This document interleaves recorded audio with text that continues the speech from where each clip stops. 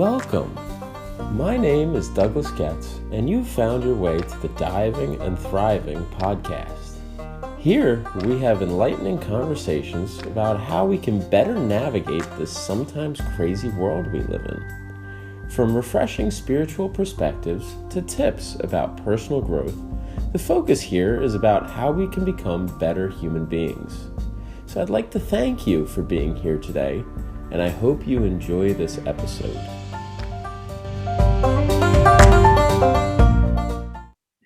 Hello, everyone, and welcome to the Diving and Thriving podcast. Today, my guest is Isaac Goldberg. Isaac, how you doing? Doing okay, considering pandemic, How are you doing? I'm doing well. Yeah, Isaac, you and I have known each other for about a year, I'm going to say. Yeah, about a year. Sounds right. We met at the Cosmic Art Studio in Pottstown, PA. So, yeah, and I like that space for the fact that a lot of free thinkers go there. A lot of very interesting people that you wouldn't really meet regularly, but a place like an art studio brings together a lot of very interesting people. So I had the pleasure of meeting you there, and you've always had some good things to say over the time that I've known you. We've had some good calls, and yeah. Happy to get you on. So I'm thank you. Yeah, it was nice. Like you reaching out, and I was like, "Oh, this sounds cool." I've never actually done something like this, so it's a cool thing. Yeah, it's fun. The people I'm having on my podcast, it's most of the time it's their first podcast, so it's fun. And something about a conversation being recorded brings out much more I'd say growth conversation, or much more it's more than just shooting the shit, even though we kind of do that too. It just knowing the conversation's recording adds a different element to the conversation, so it brings out a lot of really good points and perspectives. Yeah, I've had a lot of phone calls during this whole pandemic with people, and we're always like, we should start a podcast. So yeah, it tends to happen. That's so good. Yeah, man. I remember seeing something you posted in the beginning of the pandemic, and it said, who check on things to do, daily things during a pandemic. Who am I going to check on? What exercise am I going to get? Who am I going to reach out to? It may have been somebody else's story, so it may not have been on your main Instagram. But it said something like that, and it made me like really reflect on, wow, I need to start reaching out to more people. Like I need to do that, and so having a list like that was really good to see.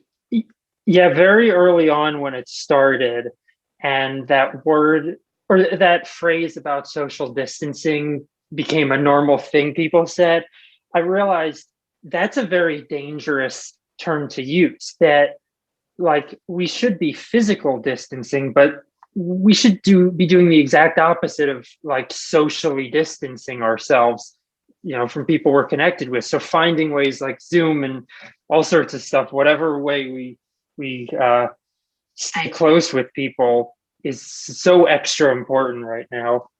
Yeah, that really is an important thing. They should be saying physically distance from other people and not socially distance, because humans crave socialization, they crave interaction, and this has kind of shown us how bad it can get if you don't interact with people. Yeah, certainly the cabin fever is real. Like when everybody's going through their various things, and sometimes the combination of people you're connected with has you not talking to anyone for like a couple extra days, and like I just go crazy. Yeah. It's been rough, but I've managed to get through it. I've been spending a lot more time in nature and doing more walks and whatnot. How have you been doing during this pandemic? I tend to not like going out too much when it's cold. I've always had a hard time with that, but nature definitely has helped me survive a lot. I've fallen into the hole of TikTok, and currently I'm doing the whole sourdough trend almost a year late, but I'm finally doing it. So yeah, I mean, I'm kind of intuitively day to day feeling like what I'm needing. Is it like a totally lazy day and just watching Netflix and doing nothing, or do I want to learn to bake something or go out for a drive? So definitely in touch with myself day to day, not pushing myself or expecting things of myself that I'm not able to do each day. So just finding that sort of balance. Yeah. Yeah, that's good. And you've been on a baking kick lately. Quite the Yeah, impressive baking kick. yeah, Yeah. thank you. I've been Yeah, really enjoying watching what you make for your social media. It's been really fun. yeah. It's like it's nice getting feedback from people, like posting it on my story and everything. Um, Stuff that I've become interested in making within the last year, stuff I've been wanting to make for a couple years. Um, yeah, and just really playing around with all sorts of stuff. I just within the last hour came back from getting pizza ingredients, so I'm going to give that a second go. I sort of felt let down when I failed at that like a month ago, but I'm going to give it another shot and you know start doing my whole pasta thing and whatnot. Yeah. Oh, there's the dog. Yeah. No, I didn't hear it, so it should be good. Yeah, I saw your everything bagels that you made, and those look amazing. Yeah, my friend from New York, I showed it to him. He's like, "Oh, I thought you went to a deli or something." I'm like, "No, these are fresh." Yeah, fresh bagels are they're soft and they're they're just miles above like really anything obviously that you make homemade. It's just so good, and it's not that difficult to make stuff taste way better. I've enjoyed like delivering these foods, having friends sample them, just sort of helps them raise the bar for what to expect from foods. Like, um, yeah, just getting good stuff. I made these brownies, and I used fresh milled flour and I used a French cocoa powder and a Belgian what was it like bittersweet chocolate. And my friend gave it to her friend, and she said she almost dropped it on the floor. It was so good. And like I had to explain, I think it's because our American palates aren't used to that richness of chocolate. It really is a shock to the palate. Um, yeah, it takes a minute to get used to like these finer quality ingredients, but it's what's been helping me with the pandemic a lot and personal healing work as of late. Just baking and diving into that realm. Yeah. Yeah, that's really good. One, that's quite a compliment that you get. That you got. I almost dropped it on the floor when I tasted it. It's so good. So that's an amazing compliment. And I'm sure you do get a lot of good feelings as you share your food that you've made with other people. Yeah, the last couple of days there was a handyman that came around, and he came for like 3 days in a row, and I kept giving him things that I had been baking. He was just yeah, he loved it too. But it's quite nice, like giving people food. And my joke is like I have that stereotypical Jewish mother thing of like the love of feeding people. I've had that since seventh grade. Yeah, that's awesome. That it that's really a great way to be. And somebody who's on the receiving end of that, and somebody who enjoys food so much, that's such a great thing, man. That's really a great thing. And I know a lot of people around you, I'm sure they really enjoy your food, and they're really thankful that you do that. It's Yeah, yeah, I think so. one of the Nice things gift that to make give you people. you. Yeah, it's sort of realized in the past couple months, with everything I've been through last, I don't know, 7 to 10 years. In the background of all of that going on, I was always cooking and baking, and so I think the pandemic has uh, guided a lot of people back to their roots. And I came into it quite a number of months late, but I finally settled into like, oh, cooking. Like this is what I've done since I was a kid. Yeah, that's great. And how young did you start? How young were you? I mean, I want to say as far back as the furthest back I can remember was seventh or eighth grade. Somehow my homeroom teacher allowed this to happen. I would make, um, I somehow I discovered that. So my bus was at like 7:30, and so I would get up at 3 a.m. And I think even to this day, I'm still convinced that pancakes that are specifically made at 3 o'clock taste better. They just hit different. And so I would get up super early and make pancakes and then like go to sleep a couple hours. And I would just bring them into my homeroom class. And my teacher just allowed me to feed my class. And so probably that was the earliest I can remember. But yeah, my mom has always like done homemade meals and stuff growing up. So yeah. It's really great, man. Good to hear. So Yeah. yeah, it's cool to hear you're big into that. You're also big into camping as well, right? Camping and adventure and like road trips and whatnot. Yeah, the last couple of years I've spoiled myself with like upgrading my camping gear to where I have a good car camping setup. Not so much yet with backpacking stuff. But yeah, over this past summer, just upgrading all the camping gear, and it's quite fun. Road trips are my favorite, and they've like now I sort of see them as these personal healing journeys. But I've always done that sort of thing. I just had a dream last night about the various road trips I'd go on when I was living in Los Angeles a few years ago. So yeah, I've like basically as soon as I got my license and my car in high school, I just started venturing away. Yeah, that's awesome. That's really cool. You can see a lot of things that are local, as well as you could just drive anywhere, really. If you want to drive to Los Angeles, you can do that. But no, that's cool to hear you lived in Los Angeles for a little bit. How long were you out there? I was October 2014 until what was it? January 2016. Yeah. So now I've been back a few years, and yeah, they say within 2 years of living out there, you'll either love it or hate it. So I made it what like a year and a half. I was trying to get into the film industry basically without film school, which I believed at the time you could do, and so I wanted to give it a go.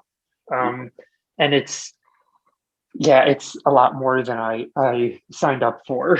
Yeah. Quite an adventure. Yeah. Yeah. Did you find that you needed a degree to get into that field, or you didn't have the experience that they were looking for, or what did you find? I got a few like indie gigs. I never got into the studio system, but I felt like I think film school is helpful. Like probably like 80% is the reason to go to film school is to meet people, and the rest is to learn the skills. Because I saw people like I was like always in production assistant role, and I saw the people in like the director of photography roles, producer roles, and like I actually knew more things. Like somebody would explain something to them they needed to be doing, and they would have no idea what they were talking about. And it was like basic like film school stuff. But it was like because they had these connections, they got into a position of directing a film. But they were all very, very messy film shoots. And we all just had to stand by and watch that. But ultimately, it was over the course of like probably the last 9 months, but it was one specific conversation I had with a roommate that I just sort of finally became aware of this understanding that in order to be successful out there, it was either luck or you really had to become a certain kind of person, just ego driven, money hungry, very selfish kind. And I just couldn't, that's not me. I can't function. Like I wanted to get into film because I loved film for the art, but I just, I have never been the sort of cutthroat person that I feel I needed to become. And I've always felt happy that that was such an easy decision to just say, nope, no way. Um, so another part of my dream last night regarding road trips is I don't regret making the decision to move back home after that, but I feel like once there were a number of months where I had kind of like given up and I'm like because I knew I was moving home. So what I regret is during that time not going on more road trips and just enjoying my time better. Um, so yeah, I kind of regret that, but not coming home. Yeah. But that's a good thing that you realized that Hollywood or Los Angeles was pushing you to be more egotistical, more cutthroat, more fuck the other guy kind of attitude. And it's interesting that a lot of people that make it real high up in like corporate America and certain industries are that type of person. So yeah, success Yeah, like sometimes doesn't breed the best in people. yeah, and my friend who I met out there, he is absolutely not that type of person at all. He just got lucky with the right connections and got in, a different sort of way. But um yeah, it was hard, like watching all of that tricky stuff. Yeah, that's really interesting. I'm listening to Matthew McConaughey's book Green Lights right now, and he talked about like his entry into the film industry. And he said one of the things once he moved out to Los Angeles was he wanted to get an agent, and he only knew one person out there. And the person who was out there told him, "Hey, look, you want an agent? You just got here. You sound too needy. If they get any whiff of neediness, they're gonna kick your ass out of here." So he said, "You're what I suggest to you is go on a trip, go travel through Europe through a couple months, and then come back, and yeah, that'll be your route." So I said, "Okay." Yeah. Uh, and I guess I feel like saying for anyone that's listening to this and knows somebody or is themselves thinking of going out and doing the Hollywood adventure, like absolutely go do it. Because like I don't regret trying it.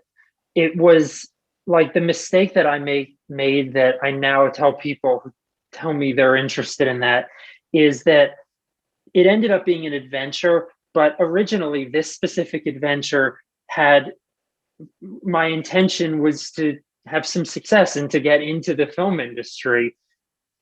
And so I had that goal, but there was no direction. So what I tell people now is if you want to have that adventure, I hope it works out and you get lucky, but like, do like a 3, 6, 9 month check-in to see how it's going. Mine was just living and existing out there without checking in with myself at all. And then many, many months in, I'm like, oh my God, this is not working out. Yeah. I just let it go wild. Yeah. Do you think you would have found that out sooner if you were doing your check-ins? Ooh, that's a question no one's ever asked me. I guess it would have put a certain kind of pressure on myself that I didn't put on myself. Yeah, I've never thought about that. um, yeah, like But certainly something would have been different. Um, I might have continued to try to stretch it, like 6 months in, nothing's really happening, and I go, oh, I'll just get to 10 months, and you know, like just because while I, when it was going like running wild, and I wasn't aware that it wasn't working out for me out there, I was having, a lot of fun. So I probably would have wanted that to continue, but there would have been more of that background guilt that might have shifted something. Um, yeah, I got a few good gig type opportunities, but the the crew were just they were really, really messy shoots to where it felt like on the one the actors were directing themselves more than the director was. Um, Yeah. it's just weird. And with the indie business, it's just so tricky. Oh yeah. It's like it's it's a total crapshoot. Huh. Yeah. Yeah. That is curious. I haven't gotten into the indie scene too much. So how do you find that? How is that different than, I guess, what the regular Mm. music industry or film industry is? Like, is it much of a It, difference? Like, obviously, it's lower names or not any big names. I'm guessing, or it's also lower budget. Um, I sort of had beginner's luck because like the within 1 week of officially moving there, I guess it was Craigslist. I found a posting, and I'm like, I made it. 1 week, I made it there. I was quite ego driven with that kind of, but and that was actually the only shoot that was pretty okay. They were all like they knew what they were doing and they were all pretty chill people. But yeah, Craigslist, and then I guess it was probably Craigslist a couple more times. The last one, which was probably like around a 6 month duration I was involved in, was trying. I probably shouldn't say what it was, but it was a short film that had been on YouTube that I fell in love with like a year before I moved out there. And they were trying to raise money, or no, they were trying, it was like doing production work to make a Kickstarter pitch video to raise funds for the full movie of this short film. Um, and yeah, that was in the end, that particular boss was quite abusive. It was a bad situation. And at the end of that, I went on a little road trip with my friend to kind of recover from that yeah. situation. Yeah. You needed a break from it, I'm sure. You have to deal with Yeah, it. that was a hard one. Yeah, they still haven't, unfortunately, like it doesn't seem they've made any progress. I hope I get to see this movie one day, but has a lot of potential. Yeah. Yeah, that's cool. And it's something it's interesting. As I was listening to Matthew McConaughey's book, I got a little bit more detail about how the film industry works and how like they'll do a short film or like a trailer, or they won't film at all. They'll just film the parts that you want to see. Like, do you know much about how that works? Because I know they don't film it all at once if it's something, or do But they they? don't have to like film it in order.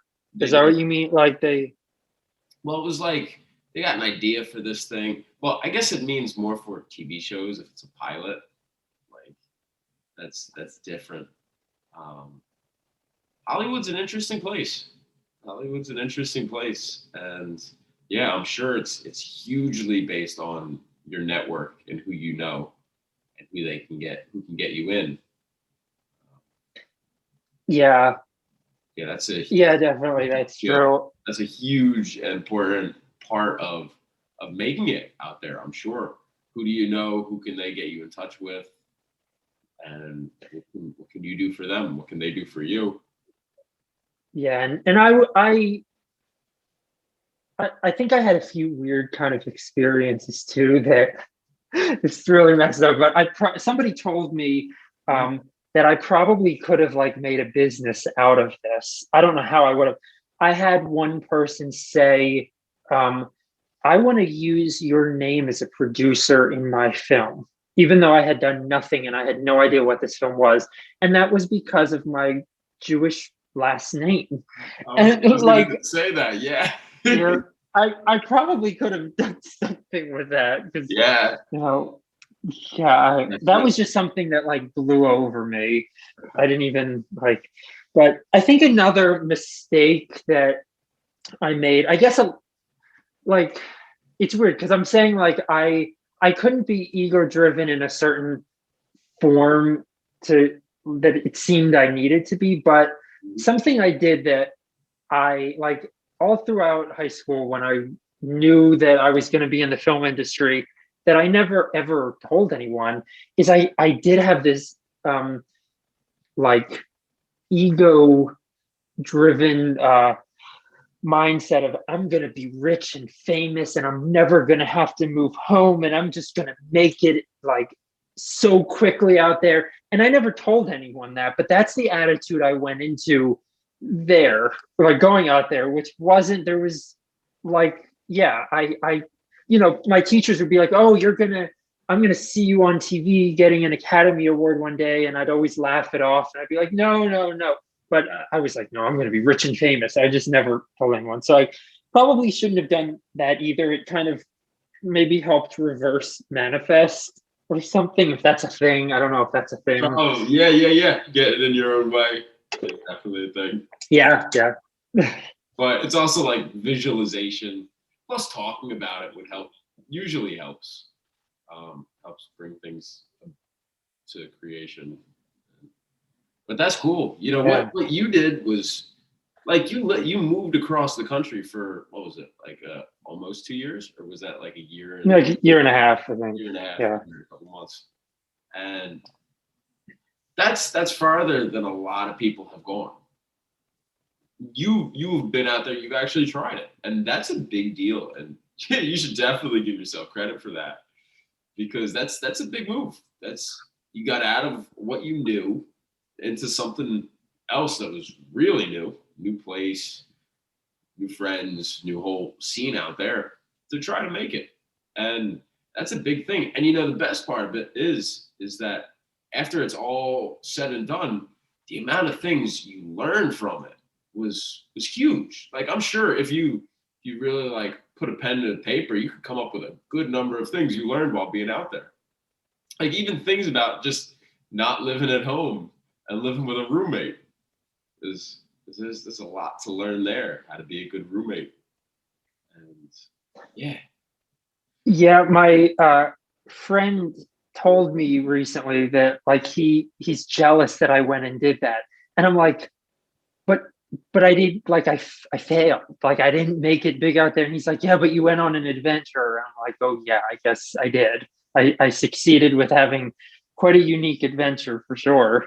And yeah, so this sort of like I had dropped out of school, you know, before I went out there, and it's sort of like, although since then I haven't been like I haven't been in college, it's sort of been this school of life thing since. And that was definitely the beginning. That was my first experience living away from home. So although I was too scared when I first went to college to go stay in a dorm, like this was that experience unexpectedly. Yeah, that's awesome, man. And you know, I got a similar experience. There was a time when I took about a 3-year gap from being in school, from being at community college. And so the semester I went back, I was a part-time student. I took 2 classes. It was financial accounting and public speaking.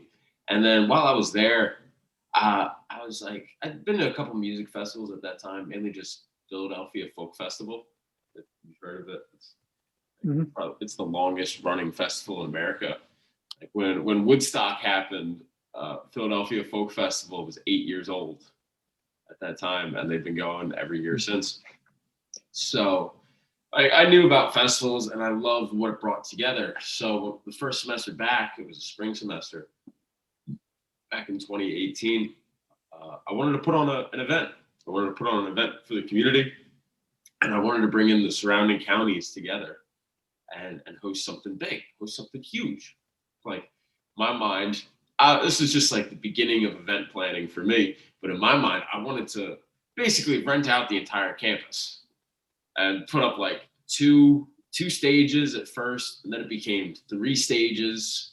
And it was like, okay, well, from the beginning, I didn't really know how naive I was, but it started off as what I wanted to do, and then what we could actually do. And so it scaled down. We weren't able to do on campus because they didn't want to rent it out. And I had the idea, oh, how much is this going to cost? All right, it might cost like 50 to 60 grand. Okay, I'll go to Johnson and Johnson and ask them for a donation of this money and just post their logo all throughout the festival. That sounds great. Somebody said to me, if like you could do that, and Johnson and Johnson may want to give you that money, or they could choose to give that money to somebody else, like Raritan Valley Community College, which is where I was going, who actually has the means to get that money down to the community. That it's all structured and everything, versus you, who's, I hate to say it, is unproven. I was like, that's a really good point. But what it ended up being was we hosted an event called the One Peaceful World Mini Music Festival. And it was for 6 hours on a Saturday from 12 p.m. to 6 p.m. And we had all different genres of music, like hip hop, rap, a couple singers, Latin music, bands like R&B. Really, really cool. We had 12 performers that we had. We ended up raising about $4 grand in donations, and then we would raffle them off, and then the proceeds of that raffle went to go help the homeless in Somerset County. So we made a donation to a place that is solely focused on helping the homeless. And going through that, it was a lot of effort. We planned it for about 3 months in total, and going through it was rough, but I also learned so much stuff in the process. And I'm so thankful for that. And that's something that I'm really proud of that I did. Like the event, the attendance wasn't where we wanted it. So that was something to figure out more. But we learned so many things, like the amount of businesses that me and my other partners that were promoting it and producing it, the amount of businesses that we walked into and like gave them the whole spiel, like, hey, we're putting on an event in town. It's called the One Peaceful World Mini Music Festival. And the purpose is to bring the communities together where a lot of things are dividing us. We want to bring people together. And so we're asking you if you're able to make a donation to us, and the proceeds from our raffle are going to go help the homeless in Somerset County. And then we'd leave them with a flyer, and we'd leave them with a letter if they wanted to buy space in our pamphlet in our program that day. And the wildest thing was the mistakes you made and the things you learned. The biggest mistake I think we made was the number on the flyer was off by 1 digit. So I got literally 0 calls the entire 3 months that we're pushing this flyer to hundreds and hundreds of people, posting it everywhere. 0 calls. And, it didn't strike me as odd for some reason. I don't know why no bell was raised in my head or among my team, but nobody called. And I found that out maybe about a month or 3 weeks after the event happened. Wow. Yeah. Yeah. There are things like that. It's good to do them just because you did them. And you also learn a lot in the process and what you could do better next time, what not to do, what you liked, what you disliked. And so the trip that you made out to Los Angeles is kind of like that, where you put yourself into something new, had an idea how you wanted it to turn out, realized what it was like. Some things are possible, some things aren't, some things are more difficult, or you got to work up to it, things like that. And you come away with those lessons, and you decide if you want to keep going with it.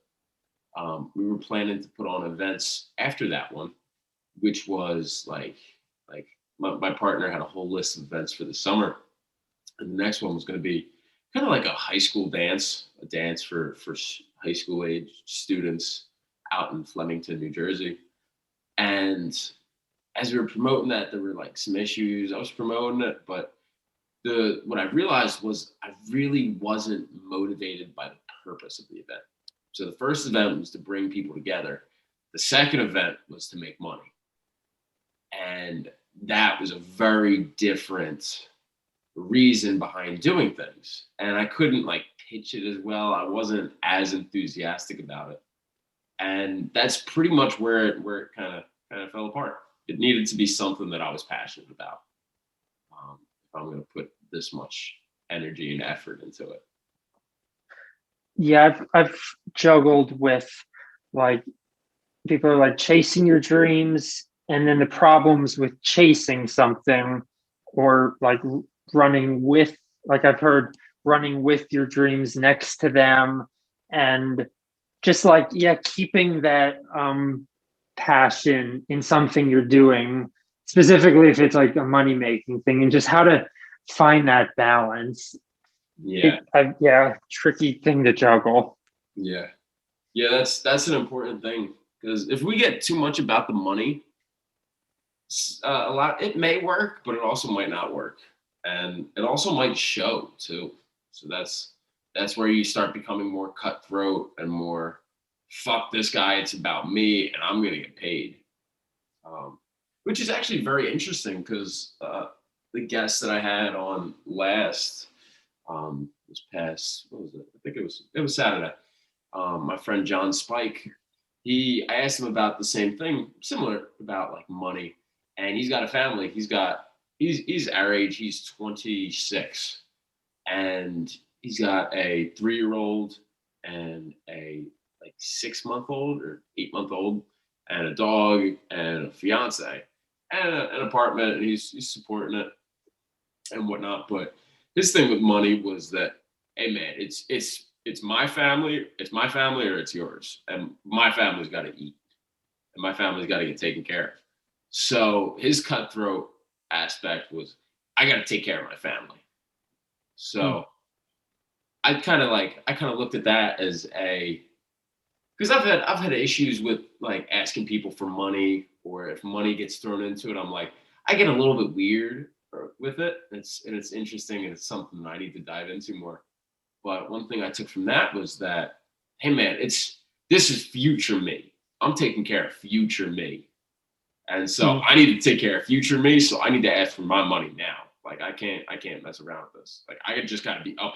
Hey man, you said you were gonna pay me this money. Where's my money? Like try to not come off as a dick, because that's something I'm always aware of. But I'm taking care of future me. So yeah, it's kind of like the balance of both perspectives. Yeah, and I guess what it's reminding me of is like this potential of me going back to school this time instead of for film for like pastry or culinary.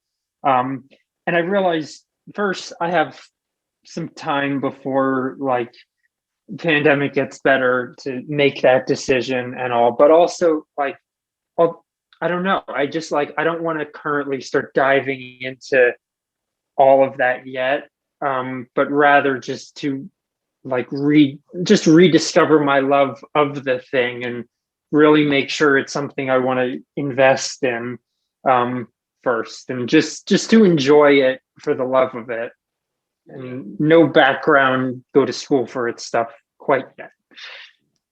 It kind of makes me think of that too. Yeah, that's a good way to do it, because if you're doing the thing that you're passionate about for money, for your main source of money, then it's really possible that you lose that passion. So that's something we Yeah, be careful of. Yeah, that like after Los Angeles, film mostly, photography somewhat, like the spark kind of died for me. Photography has come back a bit, but so I sort of changed my mindset at that point that I should find a way to make money that isn't something that I love, but it's so that like I can afford to do the thing that I love. And then so I don't know if like that's the right one or the other one's the right one, but I did experiment with it at least the other way around. Now I don't know what the right answer is. I guess I was still always in that process of discovery. It's up to you to choose. I heard a gentleman say to me, I think he he had two sons that he referenced, and he said, my one son followed his passion and is now working for what he loves. My other son chose to make money, chose to go the money route and use that money to enjoy his passion. Interesting. Yeah. Yeah, like So I wonder what route do you want to go down? Yeah, I mean, is there a balance, something in the middle where it's like cooking, baking is the thing I do, and I make, like, it's kind of like I happen to make money from it, but there are maybe additional things I can set up that I also do. I don't know, because yeah, it's like like yeah, money's great, no, but it's like if it can spoil like the love of a thing. I guess it doesn't happen for everyone, but yeah. It can definitely become less pure or less good intentioned and more, I gotta extract more money out of this. I need this or I need that and I need to crank it up. And so I guess it deviates from the mission a little bit. If that's the case, of the mission becomes not the main priority. The main priority is making money. So yeah, it kind of creates this. It makes you, when you grow up, you can be anything you want, very complex to actually understand. Like when it comes to this kind of argument, yeah, like, should I make money from doing what I want to do, or not? Like, yeah. And it's interesting. I end up getting into the conversation a lot. There's such a huge importance on financial intelligence, financial literacy, to be able to handle your finances is how you become an adult. And so, like, it was funny. I read this book called Rich Dad Poor Dad, and what it said was your income statement balance sheet becomes your report card once you leave school. So the amount of income you have, your expenses, the assets that you have, and your liabilities, all that is basically your report card once you leave school, because nobody's giving you an A or an F like once you're out of school. So that's kind of your report card. And a lot of times, like, financial literacy isn't taught all that much, like little bits, but the fact of having other streams of income and being taught about the stock market and real estate and starting a business isn't really taught all that much. It's more so taught, go to school and get a job so you can get a paycheck and you can get a pension or a 401k and you can get benefits. And so, yeah, my high school, when I was in 12th grade, I think it was when I was in my graduating year, they were just like then doing a test pilot class. I guess it wasn't an elective where they were teaching that kind of stuff. So yeah, for most of my schooling, I didn't have that. And yeah, it's like I would hope schools now are doing it. I don't know, but you would hope, yeah. Yeah, I know the school, I went to Collingswood High School and I transferred in my sophomore year, and it was a required class for freshmen, so I didn't get to take it. But I'm curious as to what they taught. Like, yeah, my thing was, I think about, you mean my school or yours? Well, that was for my school, but for yours, what did they teach you? I think it was just something about like credit cards and debt or something like that, interest rate. Like they were just piloting what a class like this could be.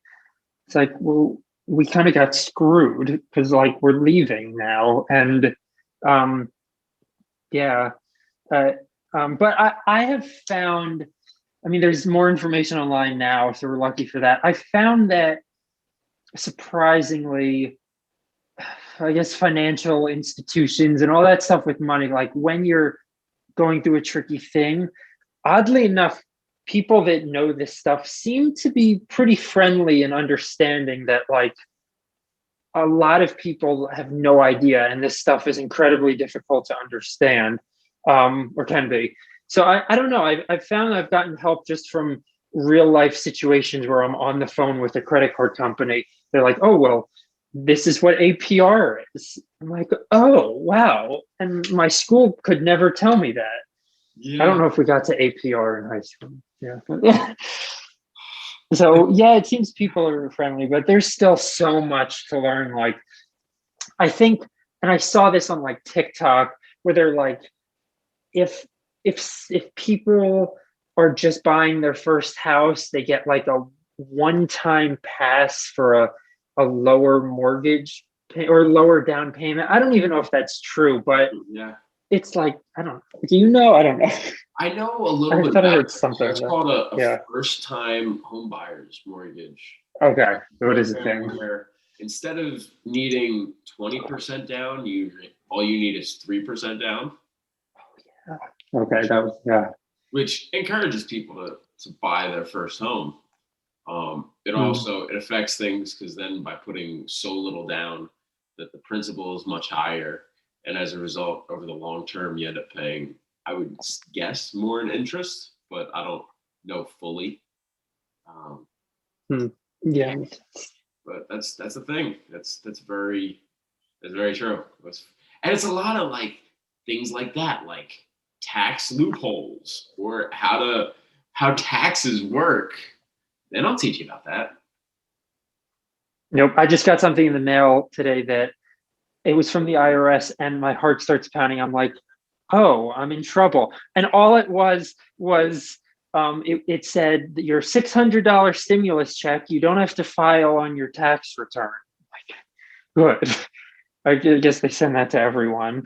Yeah. Um, yeah, it's tricky. It's It's funny complicated though. stuff. You think you're in trouble anytime you get something from the IRS. Yep.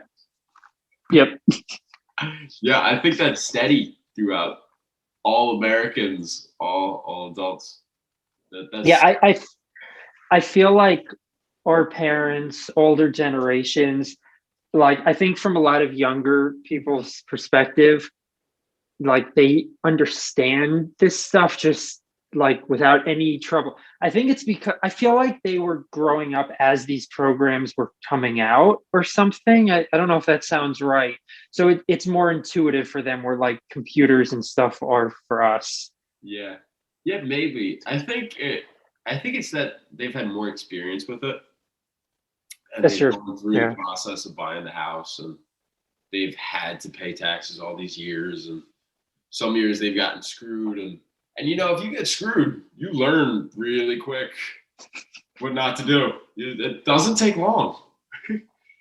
Yeah, but I made my last week officially my first two sourdough loaves, and the entire dough mass you cut in half, and between making my first one and my second one separated out into a 20-minute gap, I learned how to not burn the second one, and I burned the first one. So I learned very quickly. Yeah. So definitely learning from mistakes. Yeah. Um, Yep. Yeah. Yeah. It's nice. I think that's one of the big things about being human is learning from your mistakes. I have this interesting thing that I say that the universe will throw certain situations at you with the intent or like just to see how you handle it. And if you don't handle it very well and you kind of succumb to pressure and it passes because everything passes. It's got to pass. So if it passes, then like at some point in the future, it's going to come back up. The universe is going to throw the same situation again at you, maybe with different names, maybe in a different setting, but it's going to throw it back to you. And so it's really important that we learn the lessons that we're supposed to, because there's lessons to be learned from everything. And it's important that we learn the lessons because if not, the universe is just going to throw the same situation back at us. And it's not going to take long. Maybe it uh, will, maybe it won't, but we'll be faced with the same thing and we'll get to decide, oh yeah, I know, oh yeah, I faced this before. I know what to do. And I'm not going to do what I did last time because that didn't work. Let me do it this way. So, Yeah, I know like I'm supposed to hold this firm belief that it's what we're capable of dealing with at that point. That part of it is I have a hard time with, where like things will come on and I'm just like, oh my God, it feels like a whole train coming at me. I'm like, can we just like dial this version down a little bit and not make it so extreme? That'd be great. But so I have a hard time with that. I get quite upset when Yeah, yeah. You're like, things feel like an extreme. I'm a little bit uncomfortable here, universe. Can you like throw me a lobbed pitch right now or reduce the speed a little bit for Yeah, me? because it definitely like feels like an extreme version of a thing, but hopefully that like would indicate getting an extreme version now later will make it not be so extreme. Hmm. Yeah, um yeah, yeah. It's really interesting, and like there's a lot of really great lessons. Like, and so I'll ask you the question, like, what are some really great things or really important things that you've learned from your lifetime that make a difference? I know for me, one of the big things is that perspective is so important, and having a perspective of positivity and like gratefulness is so valuable. And I'll notice like at times, um, if I'm in like a different frame of mind, like a lot of things won't bother me. And I really love when I'm at that point because I'll laugh at myself so often. I remember one time I was making a left hand turn onto this two-way road. Traffic's going one way, traffic's going another way. And I'm coming this way, about to make a left. So I'm crossing in front of this traffic. And I guess I made my turn a little bit slow, and the person coming from this way beeped at me and like honked their horn. And so I remember the first thought in my head was, "Oh, he must know me."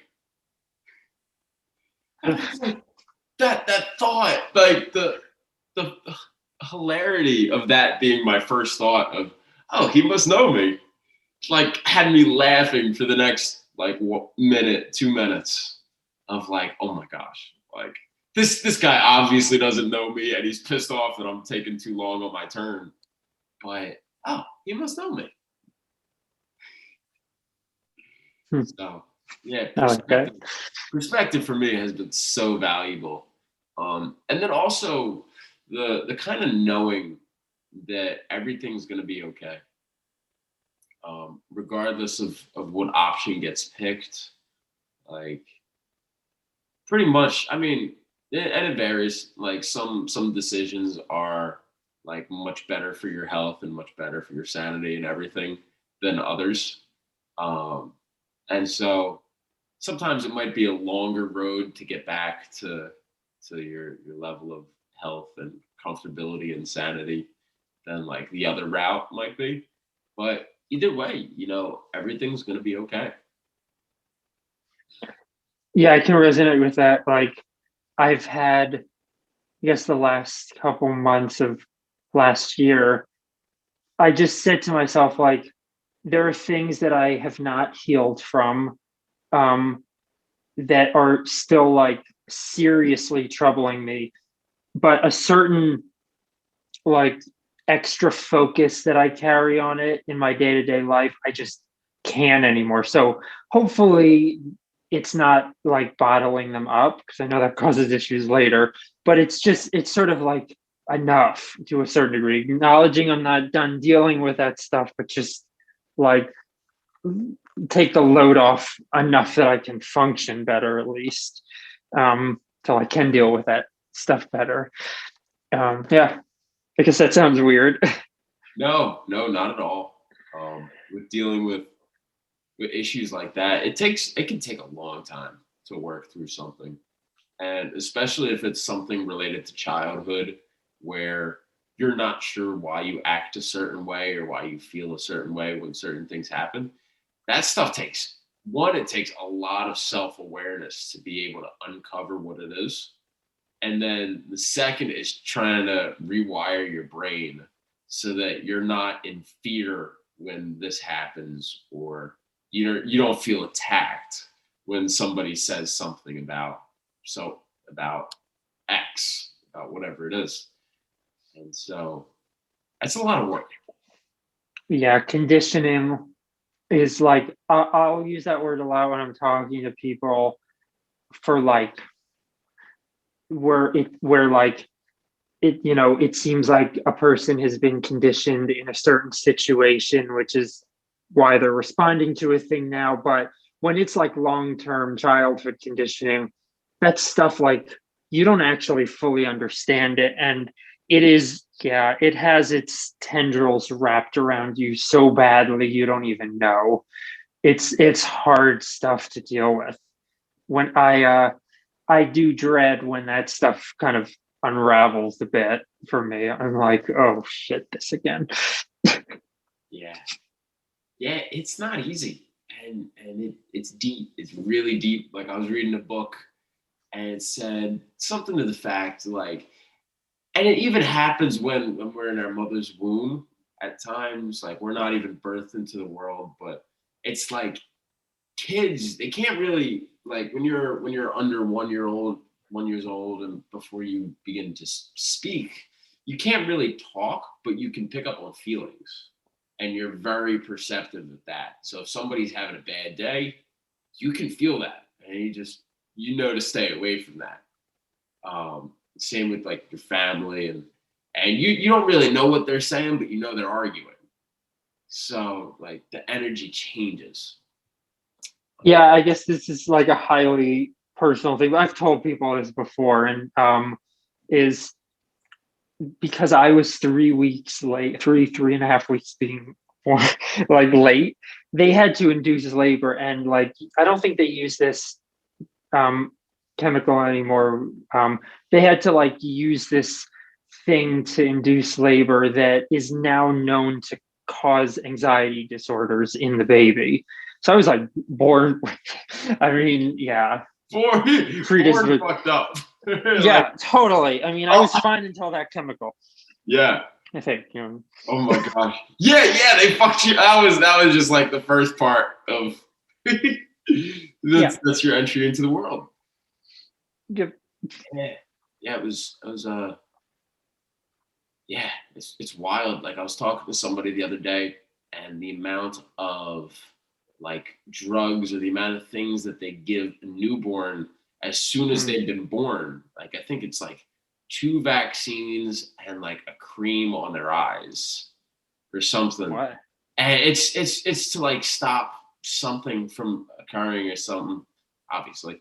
But what she does is she's kind of like a midwife, and so she said she recommends that the parents, if they're going to do that at the first pediatric visit. Like, don't do it as soon as the baby comes right out of the womb, because it's like let the kid enjoy its first day. Like you bring it out, you rub something on its eyes, you stick it with like a needle. It's like welcome to the world. Jesus.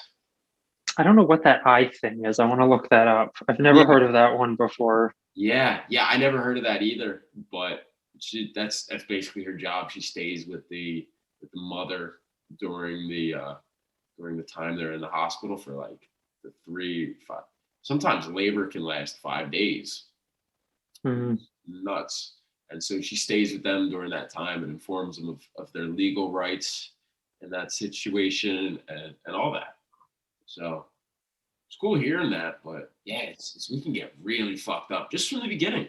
And even like my point started off of like when you're in your mom's womb, the feelings can come in and you feel them at times. And it continues as we're out of the womb and we're little kids growing up. But situations like, for example, if your mom has a dislike to musicians, and it could be because her best friend when she was younger died while she was dating a musician that she thought was bad for her. It was bad for her doing too many drugs.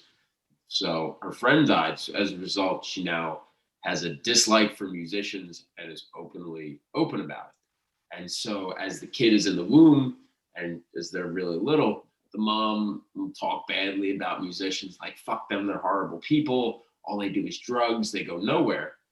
And as you grow up, you might not have the an aversion to musicians that you're aware of, but like something under the surface, you won't hang around musicians. Like it'll be something so subtle that you never entered the band room, like you never really played instruments yourself, and like a variety of things that it can manifest. Be like, or you just adopt the same perspective of fuck those musicians. They're horrible people, all of them. Like I'll listen to their music on the radio, but I know they're bad people. So like something subtle where nobody you're around is friends with a musician or anything like that.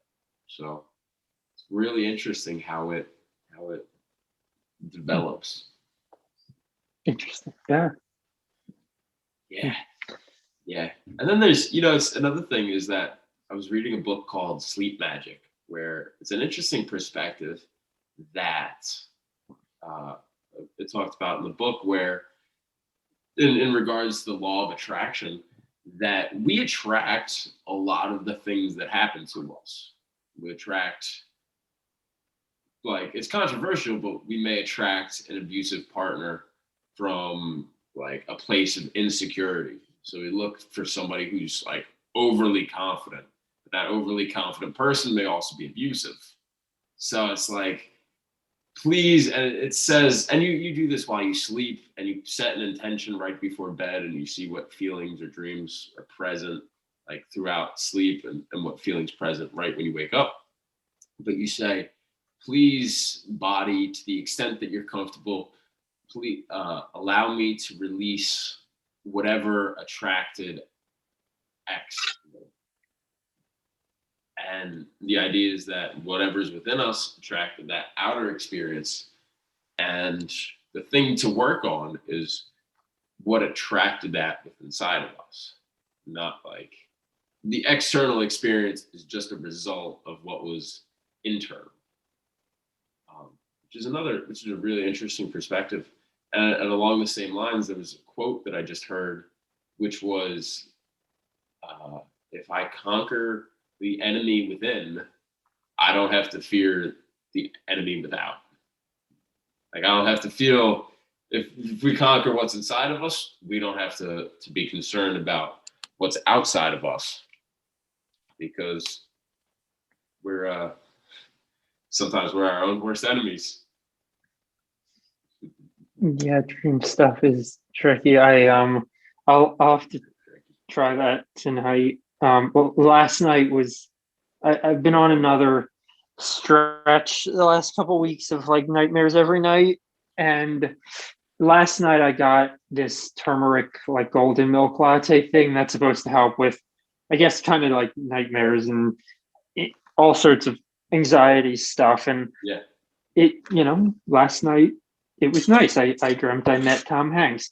But nice. Good one. Keep doing that. Yeah, but this was after like a stretch of like I had a nightmare that I was watching myself asleep having a nightmare. It was just like that was particularly interesting. It was like Inception. But yeah, dream stuff has been on my mind a lot, so I'll have to try some new approaches. Yeah, like what you're suggesting. Yeah, and this, I don't know, like a lot of times dreams can be interpreted, which is something that I haven't looked into really. But this book, it was called Sleep Magic. I forget who the author is, but it was about like more for the outward experience. Like if you notice you keep finding yourself in dead end jobs, you're like, where you find yourself with the same type of romantic partner, and you're ready for something different, it's suggests doing the internal work and releasing whatever is attracting that. So Yeah. Interesting thought. And who knows, like there's so many routes out there that can get you where you want to go. What's important is the desire to want to get there and the desire to change. That's an important part. That's true. Yeah. But it's funny. We've yet to mention why you're in your bathroom and you got laundry machines and a shower behind you. You said that's your safe space or your preferred.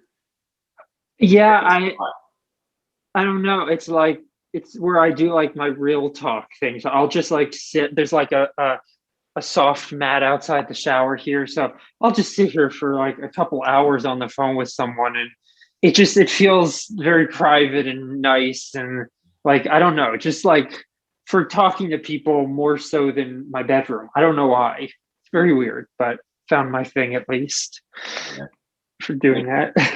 good place to be.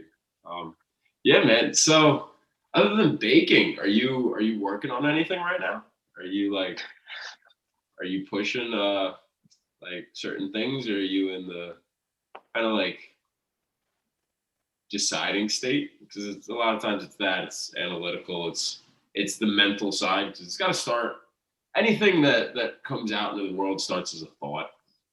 So it's like, yeah. Yeah, What are you pushing? What are you working on right now? I certainly had been in the last year, and um, didn't I, like similarly to focusing on like the money making part, like that's not so much the mindset of the things that I was involved in the last year, but sort of my direction and the reason for getting heavily involved in the things I did. I'm looking back on now and realizing there was probably some bad intentions there that Yeah. kind of got what I deserved. I don't know, or like it Yeah. didn't make it pan out and all. And so, like I've been thinking of, like I saw a suggestion by someone online of how to respond to the situation where you're getting a job interview after the pandemic, and where the interviewer goes, "So what did you do during the pandemic?" And because that's going to be a question that people ask a lot, and one that like one that's going to be in my basket that I feel confident with is I did what I could to survive, and that like the most that could ultimately be expected, and that if anyone is doing that at the bare minimum, that's really important, like just to survive whatever that means for each person during this time. And so sort of seeing myself a lot now in survival mode, both with that and other sorts of things in my life. um yeah, and just focusing on that, and what can I do to prosper that isn't stepping too far outside my comfort zone, um like baking and stuff, and just keeping much more of a balance than just going wild and doing anything I can figure to do, but also what feels safe to do while in survival mode. Um, so yeah, just I mean, this goal of rediscovering, like just like finding this childlike innocence in the kitchen again. So that, and yeah, it's been that um couple months now, and I'm finding there's like healing benefit in it for me. I guess we were talking a couple days ago about like this whole AMC GME like Yeah. uh Wall Street bets thing. I FOMO got to me pretty hard. And yeah, so I'm like within the course of that first weekend, I was trying to learn as much as I possibly could just to uh, like get my feet wet in it. And I can see it becoming something that I stay involved in, that and crypto, which I never cared about before, knew anything about.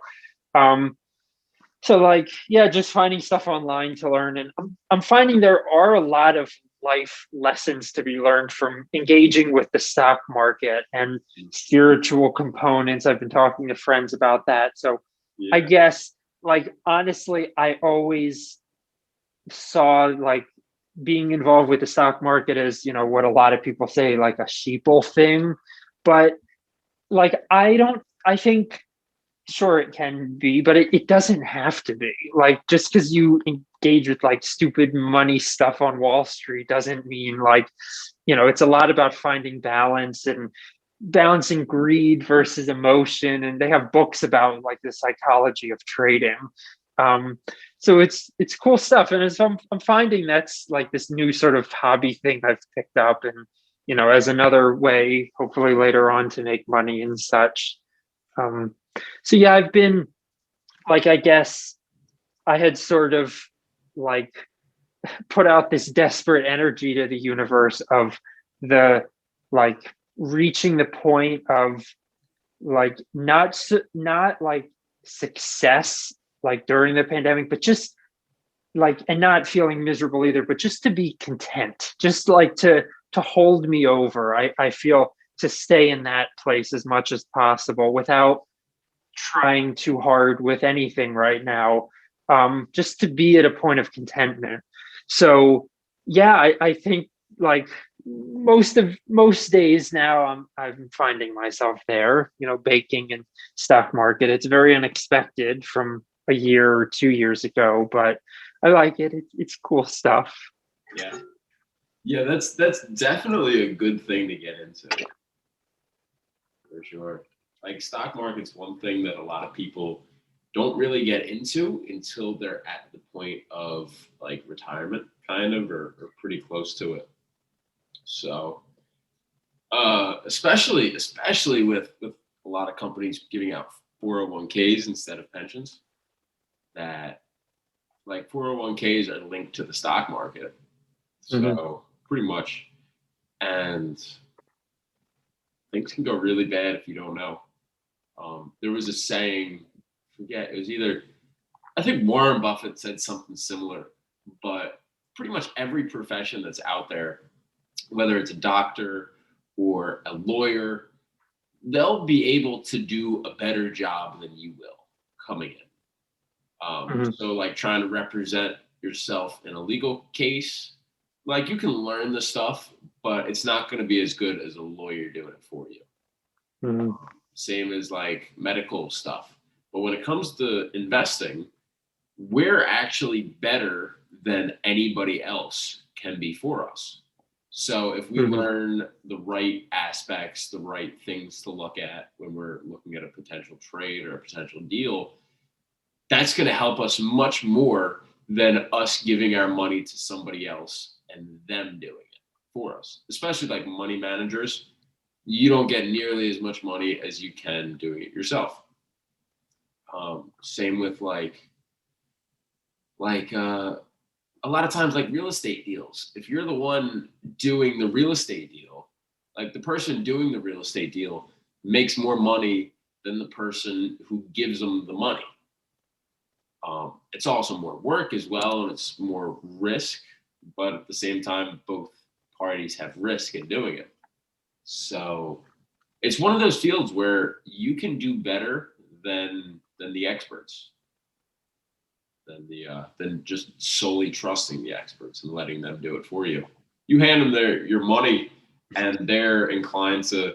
They get paid off of like so many aspects of you make this much money, and you really made this much money because they took a certain amount, but you could have made like this much money.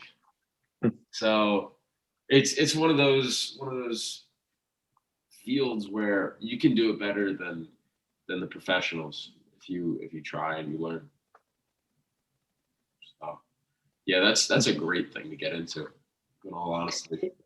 Yeah, crypto too. A few weeks ago, my friend was like, "Hey, do you know what Ethereum is?" I'm like, "I think I've heard of it, but I'm not really into that stuff." And then last night, I'm on the phone with him, and I'm like, "Make sure you invest. It might go up this week." Yeah. Yeah. Yeah, but yeah, the fact that like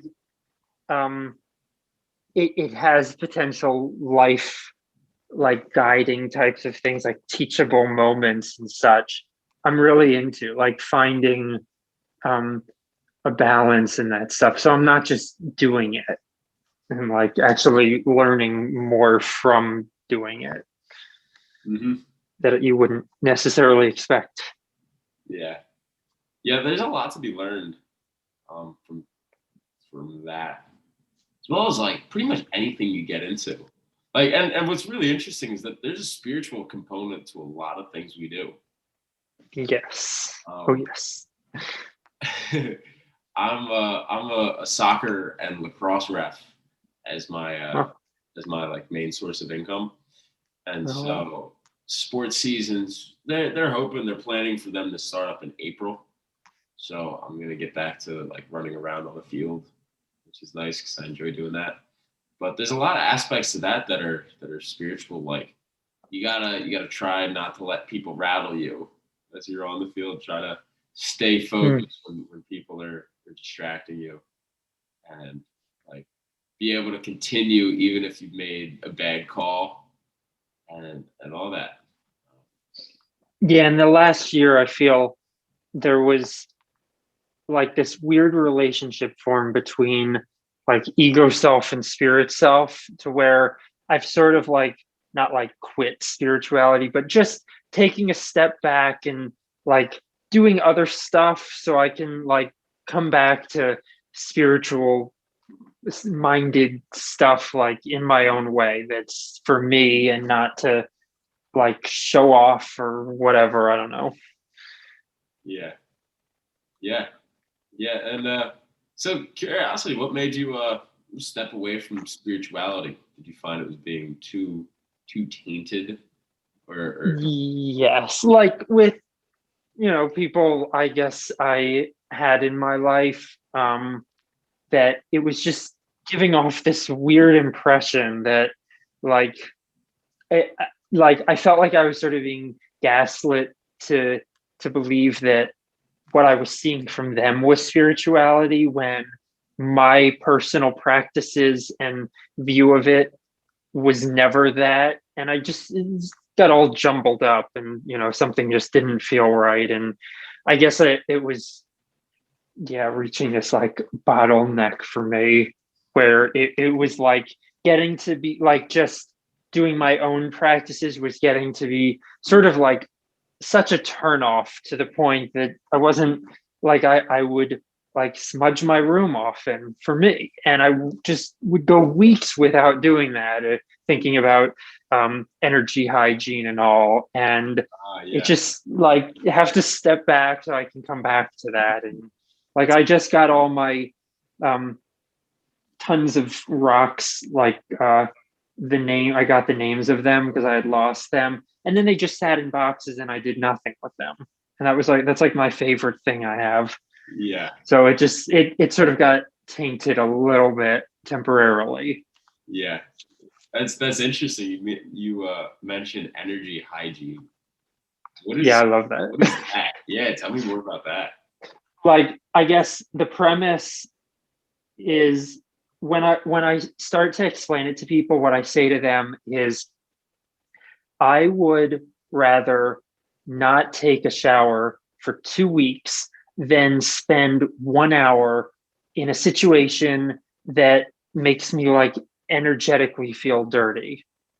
I Yeah, guess that maybe that sounds disgusting, but like, because I think everybody like gets what I mean by that to a degree. You just feel ew to your core when you're in that kind of situation, when you're with somebody that you don't like click with. Um, so it's something that should be up there with brushing your teeth and showering and keeping your clothes clean. And like it's not. I think I have a pamphlet, I have a PDF somewhere I could send you, but um about it. And it just, yeah, it's so important.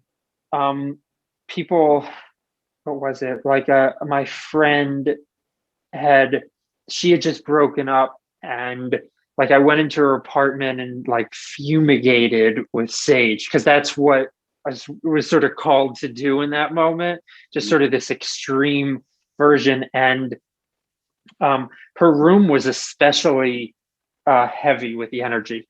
And like I went over to her dresser where it just kept getting heavier and heavier, and there was something at the top drawer that like it was her boyfriend's, and it had this story attached to it that basically she said when that story happened, that's when um her relationship with him really started to fall apart. And I didn't know any of that. And it was amazing how sensitive people can be to this, but also how important that she was, like, she had her clothes in this dresser and she was feeling slimy a lot, like leading Oh, up to me discovering this. And yeah. you could really feel it, like the before and after. And I always tell people, like, it's important just to sort of make a mental note of the before and after of like smudging a space or yourself, because I think whether you're like spiritual, and that's in quotes or not, whatever that means Yeah. anymore, I don't know. Yeah. Yeah, I know that's where, like, recently I'm like, well, I don't even really know what that means anymore, and I need to step back so I Yeah. can like discover for myself what that means again. Yeah. But energy hygiene, yeah, just the things that you pick up, even walking down the street, like, you have no idea, and it's so important. I feel like having, even like, to, at the door to your house where you go in, like having a little setup of sage or whatever you feel would like get that stuff off of you, because I think the longer it lingers, it'll ferment and it gets more difficult to get rid of. Yeah. um it's so important to keep mindful of that. Yeah. That's really interesting. It's and that's definitely a thing with stuff and attachments to things. They can definitely like create a certain feeling in a room. Feng Shui is also something similar, where something I've always been aware of is make sure your pathways stay clear, because like you need to be able to flow. If you're not able to flow, if you have stuff in your pathways or things are piled up alongside your pathways, it gets a lot tougher to move from room to room. A lot more, got to be more careful and all that. Um, and like similar situation, like how your space is set up, and the mental resistance to doing things. Like my dad used to have a resistance to cooking. He's in his own condo, and like when he was first in there, he was like, he had some old cookware that he wasn't a fan of. So anytime his mind went to cooking, it was like some pieces that are worn, maybe some handles are loose and things like that. And so he said, you know what, I'm gonna go buy some new cookware. So he bought some stainless steel cookware, and like from all the different size pots to frying pans. And so then when he was thinking about cooking, it was, oh, I can go use those new pans. And it was much more attractive to go cook versus before, which wasn't attractive. Um, but your energy hygiene, energy aspect is really cool. Like I want to hear. I want to look more into that. As Yeah, like, yeah, well, yeah, like I would buy a new crystal, and once I got home, smudge it because all these people are touching. Like, it's little things people don't think yeah, about.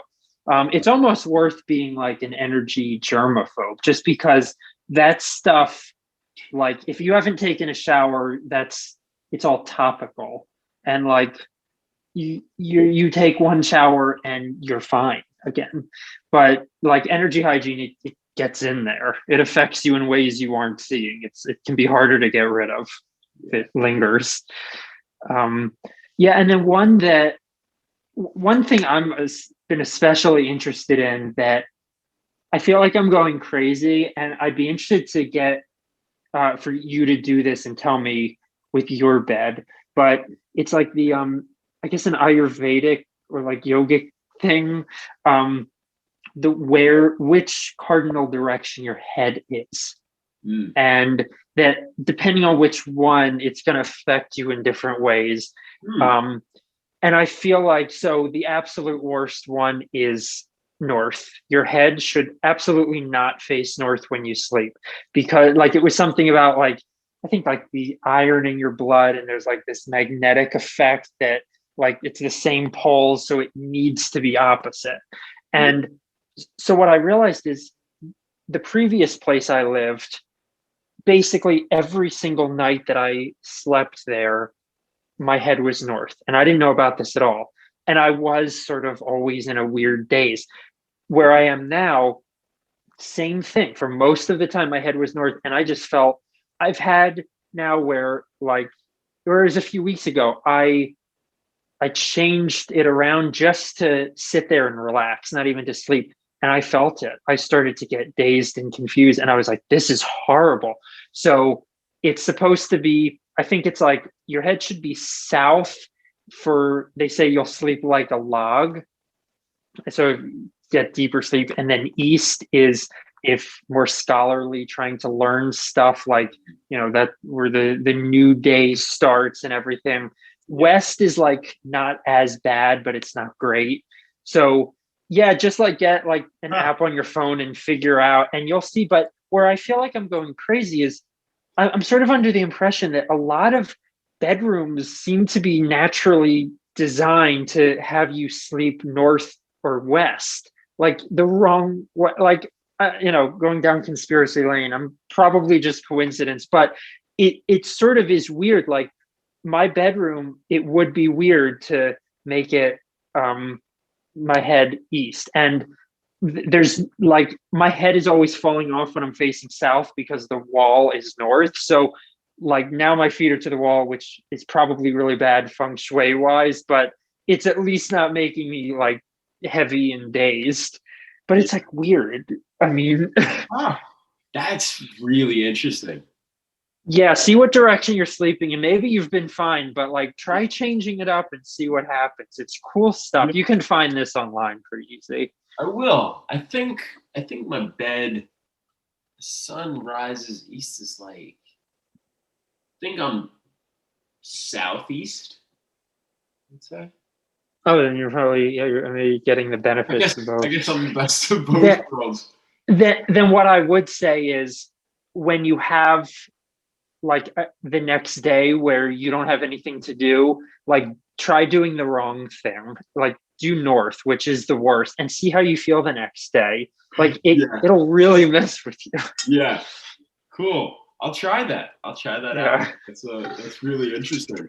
I yeah. know feng shui wise, they say you should always sleep with your head, or you should always sleep with your feet toward the door. Because anybody coming in, Uh, they shouldn't have, and it's kind of like a primal thing. Like you need to feel safe if somebody enters your space, and so you need to have your feet. You need to be ready to be able to get up and not have them get like basically get a free shot on you, or to be able to watch that. yeah, I love feng shui, and I know it's a very long practice. I'm super intimidated by it because I feel like it's so strict that I couldn't possibly follow everything. I mean, so I sort of came up with this whole like, I think some things, sure, but like, I sort of get the impression that it gives off this like, if you don't follow all of it, your whole life will fall apart or something like that.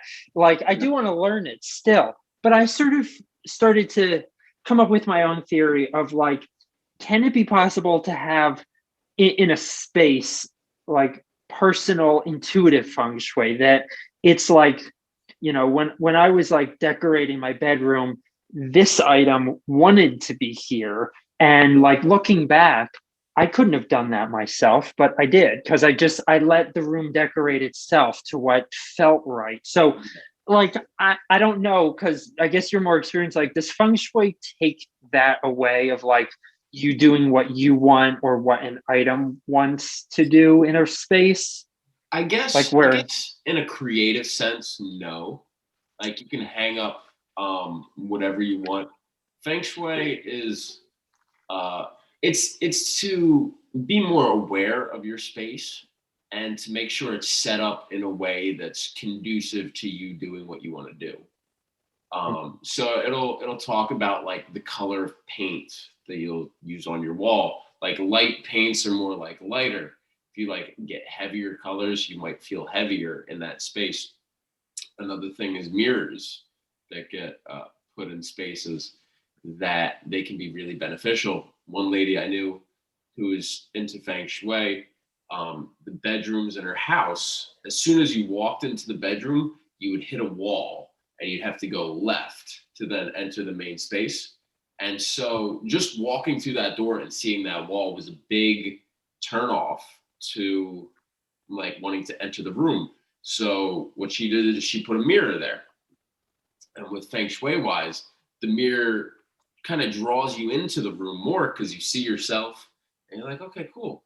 And then you go into it, and it's not so much a inanimate object that pushes you away, or because it's really subtle feelings you would get, Mhm. like if a room is not set up correctly or if pathways are open and clear. My friend, if the furniture is too big for the room, that's like a thing to be aware of. The furniture, my dad had a feng shui lady walk through his condo before he started decorating it. And she said, nice condo, you can do a lot of stuff with it. She said, be careful you don't get furniture that's too big because the condo will feel really small very quickly. And she said also, if you get couches, make sure they're below the windows so that you can, the couch isn't higher than the window. Things like that. Plus, like mirrors, they're very aware of the use of mirrors in places. Um, it's really interesting stuff. Like mirrors can definitely redirect the chi of certain spaces. They can make rooms feel bigger.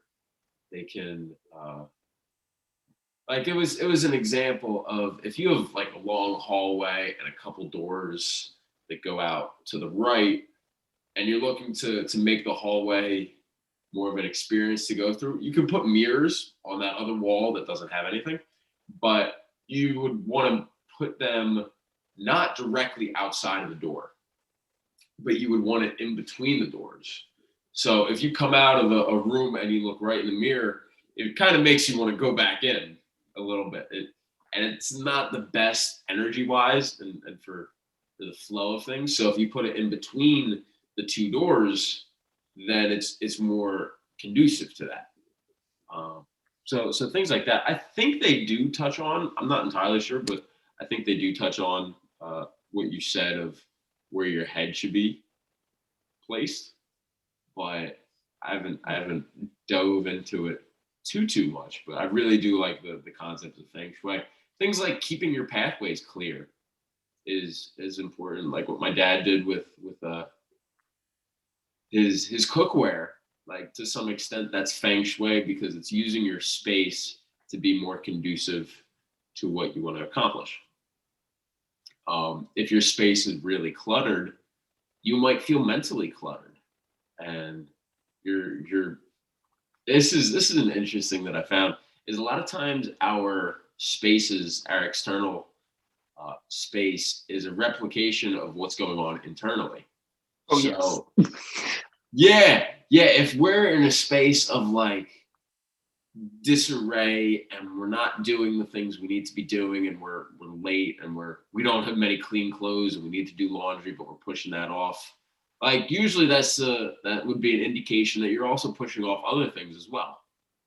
Hmm. And like our mental states kind of produce the environment that we live in. So it's stuff like needing to go through things and doing that work that takes time to get through. There's something called the 80-20 rule where 80% of the stuff, 80% of the work is going to take 20% of the effort. And that's stuff that goes super quick and you don't need to focus too much on it. The stuff that is more time consuming is that last 20%. And that's like going through like childhood stuff and deciding what you want to keep, what you want to throw out. And like that last 20% will require 80% of the effort. I found a like this awesome life hack a few years ago for cleaning spaces or doing some kind of work. And I guess like everybody's done this, but like I'm more aware that this is happening now, is like just be on the phone with someone. Like music, yes, definitely for the goal, like this whole flow state thing. But if there's like I guess for me, like most of my experiences of this isn't so much of listening to music, but when I like really didn't want to do a thing, it was I was on the phone with someone, and like normally they were never planned. I was just on the phone, and I'd go into the area I need to work on and do it. And like however long it took, and I'm like, I said like I have, or last time it happened, I said to the person like I haven't like bothered to like even go into this space or do anything for like a while. Like I can't believe how much I just got done. And you get into such a deep flow state, you aren't even thinking, like you're hardly even aware of what you're doing. It's just some part of you is doing a thing, but it's like most of you is just enjoying being on the phone with someone. And so I always say like thank you for helping me clean up. Like you didn't do a thing, but like you really helped. And so I've had like where like the other person is like going through the same thing while we're on the phone together. We're both cleaning or doing an art project, and I think it's worth like planning that out on purpose just Oh because yeah. it works so well. It's this awesome easy life hack. And like if you're really dreading doing a thing, it's a win-win. I mean, there, Yeah. That's smart. That's really smart. yeah, it's like that kind of like you're pacing like crazy when you're on the phone, but you channel that into cleaning. Yeah, yeah. Yeah. It's a mental distraction to an extent, Yeah. and it's in a good manner where it reduces the Hmm. resistance to do certain things. So that's Yeah. good. That's actually a really good tip. Yeah, it's worth trying. Yeah, Yeah. yeah, that's valid, man. Yeah, it's really cool that we can go through life and learn tips and tricks and shortcuts that make life easier. I know one piece of advice an older lady gave to me, sort of like took on the mentor role for me, was that she said that her shortcut in life, things that she found really made her jump forward, was asking really good questions. And she had a past. She used to be a reporter in Washington D.C. She did a lot of things in her life and her career, but she was a reporter in Washington D.C. for a little, and so she would rehearse the questions she was going to ask the speaker for a good like couple of hours, and she would do it in the mirror. She would see the inflection in her voice, on the emphasis she put on the words. She would practice it, and she would put a lot of effort into asking the question so that when she got called on, she was able to ask it in the way that she practiced. And so she said that that would do two things. One, it would gain rapport with the speaker. So the speaker would say, "Oh, so and so from the NAC News. Oh, I like you. Okay." You make a mental note, and so she would be building rapport with the speaker. And after you'd ask her the question, at the same time as she asked the question, everybody in the room also got to see her ask that question, and they would say, "Wow, that's a really good question. I'm excited to see it." And so she would also build rapport, and people would want to know her from her asking that question.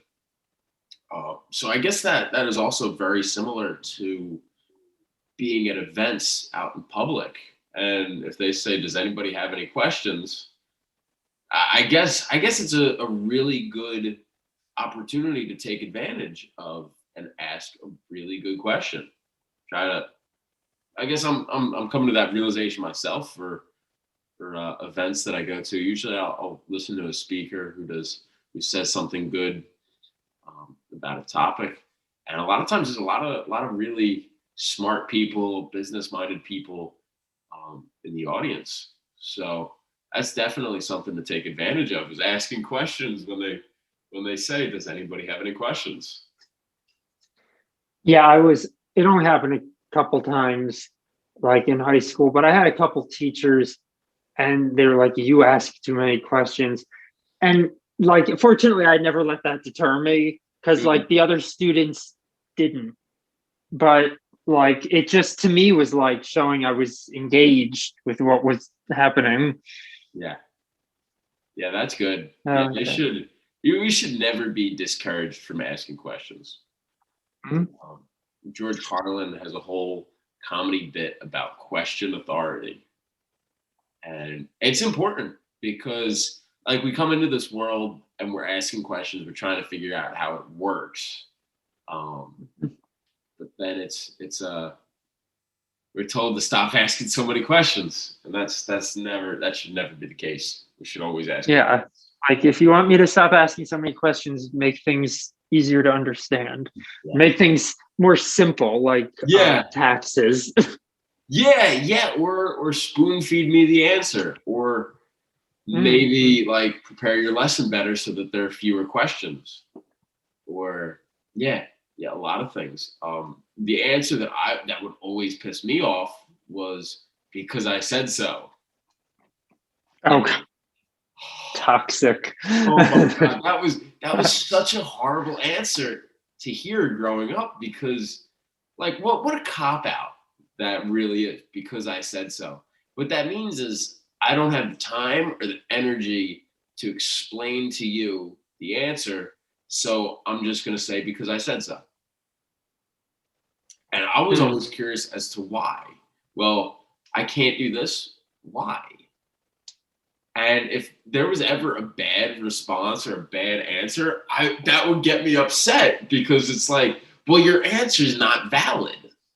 If it was like, well, I don't have the money, or I'm too booked today and I can't squeeze it in, or this or that are valid reasons, okay, that makes sense. I'm not going to argue there. But if you give me an answer that makes absolutely no sense and there's no reason behind it, and you defend it with because I said so, it annoys me, and I don't really want to waste my time with that, because then it's like I don't have a good answer for you, but I'm just gonna say because I don't feel like it, or because I'm not feeling it, or I don't feel like helping you, or I don't feel like doing what you want to do. So that answer always got to me because I said so. I remember there was one time when I was in middle school, we would play recess football. And that's how I got to start playing football in high school, because I really enjoyed recess football and I was good at it. I had fun. And so there was one time we would usually need a parent. Usually parents would come in and volunteer, kind of. They'd spend the recess periods with us. And it'd be like 3 lunches or something, because there was like younger kids that were at the school. It was like K through 8th. So I guess they split it up into 3 lunches. And there needed to be a parent with us that could kind of walk across the street to this field where we would play football at. And just to keep an eye on everything, make sure nobody's like getting too rough or fighting or anything like that. And this one parent came for the first 2 lunches, which are the kindergarten through 3rd graders, or kindergarten through 2nd, and then 3rd through 6th, or something like that. And she didn't want to walk over to the field. And so as a result, we couldn't play football that day. And I was like, well, wait a minute. Why not? Why can't we go over the field? She said, because I don't want to. Yeah, but why? That doesn't make sense to me. Just why don't you want to go over the field? She would say, well, the younger kids wouldn't do it.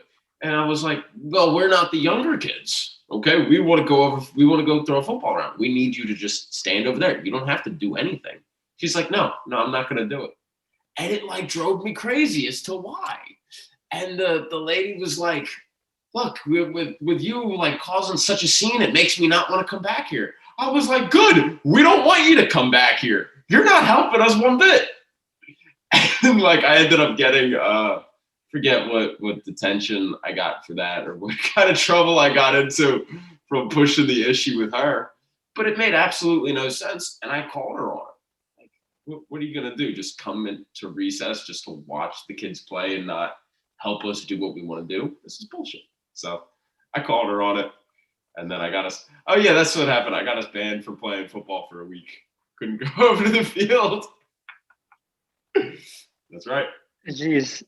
The one that's always rubbed me the wrong way is when they're like, well, life's unfair. And it's like, well, if you have control over what's going on here, and you know that this is an unjust thing to do, then that's a cop-out. That you're not helping me understand why this thing we both know is wrong is happening. It's like, oh, well, life's just unfair. People make it unfair. Like, I don't know what to say. I mean, everybody has probably said that to someone at one point, but it's always just hit me in a certain way that I'm like, it's a cop out. Yeah. Yeah, totally. It's It's like, especially if well, you have the ability to make it fair, or if you're especially like, if you're in that yeah. position, yeah, you should Mhm. be doing what it takes. Or like at least acknowledge, I know this is wrong and this is unfair and this is the way that it's done. Like rather than, oh, well, like, I don't know. Yeah. Yeah, yeah, I hear you. Gotta put in my life. Yeah, yeah, it's funny. Uh, what other things? Because I could go on like a list of things that would piss me off as a kid. What things would piss you off as a kid? That's a, oh gosh. Would it be a lot, or you didn't really get too upset as a kid? Did you have a lot of temper tantrums? I mean, um, sure. I guess where it was like, I don't know. I mean, what was it? Where like, yeah, I was always at like stand up to authority kind of thing, which got me in varying degrees of trouble. But like, I'd always try to stand up for myself or something. Oh God, I like what was awful. So I don't remember what it was, but in elementary school, some teacher did something to me that was like totally actually wrong.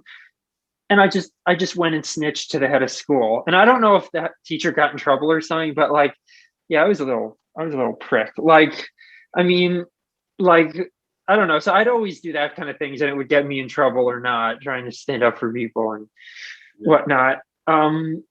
So I don't know, but yeah, totally. I mean, one of the big ones is they're like, well, life's unfair. It's just sort of a leaving me hanging kind of thing. Yeah, yeah, suck it up, basically. Yep. Yeah, yeah. It's funny. I didn't get into a lot of trouble, but I was a troublemaker, and so like I'd always do like little things. Never gotten any fights, but I would just do stuff, and I'd like push the limits pretty much. And so it was a fun time. I remember one time, like there were so many times. I remember I sent this. We were doing a web quest, and that was like something online where you like there's a website up. It says go to this website, pull this information, put it in a Word document. That go to this website, do this. It was just basically an activity that we were going to do for 2 weeks. And I was on the Quest website. There was a contact us button, so I clicked on that. I could send them an email, so I sent them an email saying, "Take this website down," and then sent it. And didn't pay any attention to it. Person to my left and my right, I showed them. I was like, "Hey man, look what I'm doing," and we laughed about it. And then, like a week later, there was two sixth or seventh grade classes, and the other class had the computers class before us, and so they said, "Hey man, yeah, we the website went down, so we did something else for the weekend or for the class period." And I was like, "Huh, I wonder if that was in relation to the email that I sent them." And then turns out my two classmates to the left and my right like snitched on me to the teacher, and was like, "Hey, he did this. He sent them that email."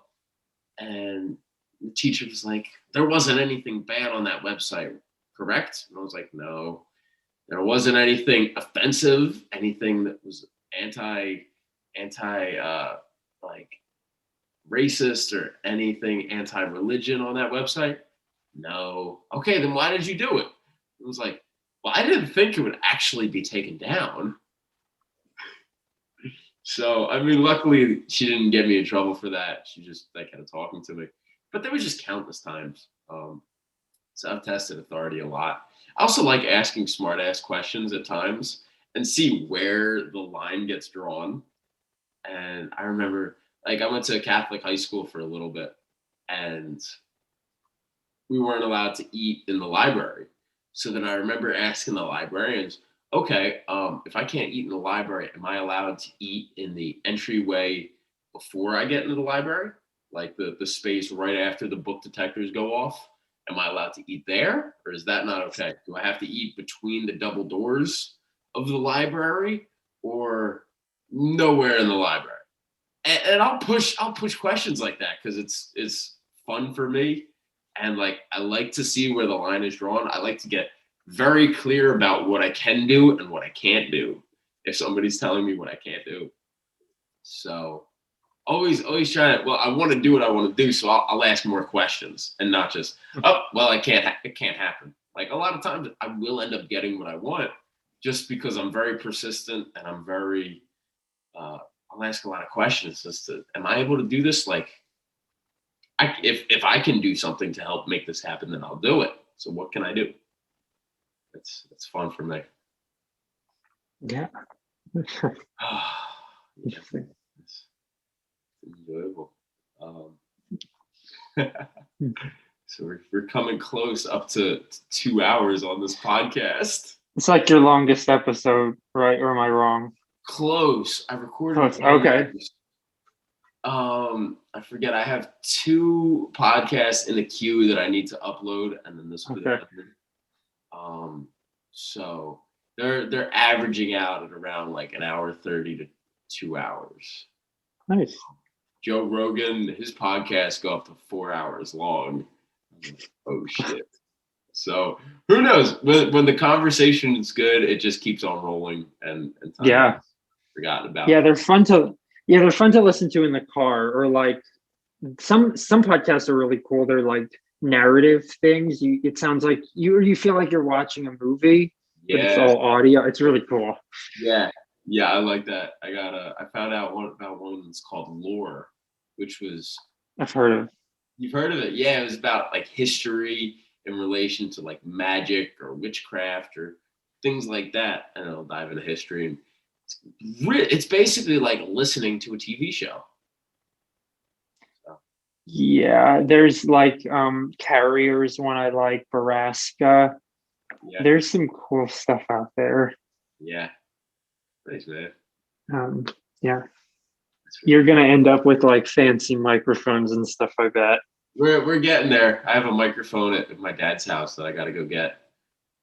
Okay. Yeah, I used my AirPods for this. I figured the sound would be better for your thing. Yeah, it was nice. Sounds good on my end. So yeah, it's slowly things get improved.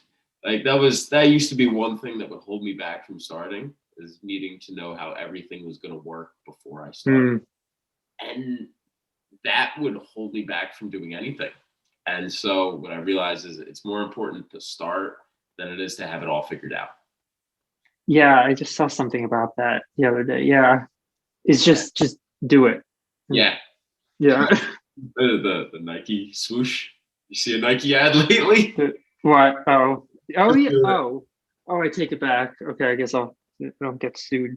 No. We can say it. There's plenty of shit we can talk about. Yeah, with the sourdough though, I didn't just go for it. Like I had to make sure I had this thing and this tool and all I watched the video like 1,000 times.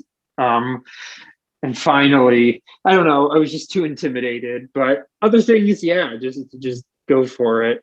I guess like with I guess one good thing, if like we're coming to a close, that I've been thinking about more is between like the pandemic quote ending, whatever time frame that looks like, and like whatever thing I do next, I need something in the middle, that being of course an adventure. Like so if say I'm going to school next, I can't go from like, oh, everything's back to whatever normal, now I'm in school. I need a big adventure first, because like to properly decompress and also prepare for what's next, I would invite people to consider stuff like that. And I'm not just saying that because I've invested in travel stocks, but I mean, everybody, they are going to go up after, but yes, yeah, it's like adventure, stay in hotels. Which stock have you invested in that we can tell people to go purchase and go? Yeah, I mean, like I figure like Airbnb, I did like a few airlines. I guess I should do some hotel ones, Yes. but it's going to be like the Roaring Twenties. I'm very excited. Like I think it's worth like holding tight for like a while longer, in because of how exciting it's going to be. It's going to be so much the very opposite of this partying in the streets like Biden won that. That's what I envision it's going to be like. For a while. Like people will be very excited. So definitely, like I think finding what adventure they need before they like properly resume or go to the next part of their life. Um, Yeah. yeah, so that's kind of helping me like look forward to something big. Yeah. Go stay in some Airbnbs and go Yeah, on American Airlines. yeah. I don't know if I did Go for American. Isaac. Yeah, but yeah, yeah, yeah, yeah. Go for Their yourself. stocks will go up. But then realize Yes, yourself. you're doing it for Isaac. Yes. I love it, man. Well, I want to thank you again for Yes, coming thank you on. too. This has been a pleasure, and yeah, show this to your friends when it's up, because it's fun to be online. It's fun to be on YouTube, and I've been enjoying it. So, Yeah, a lot of good can come from the internet. a lot of good, Ken. Yes. All right, brother. I want to thank you for coming on. Yes, thank you. Appreciate it, man. All right, well, we'll catch up again soon. Okay, sounds good. All right, take care, man. Okay, bye.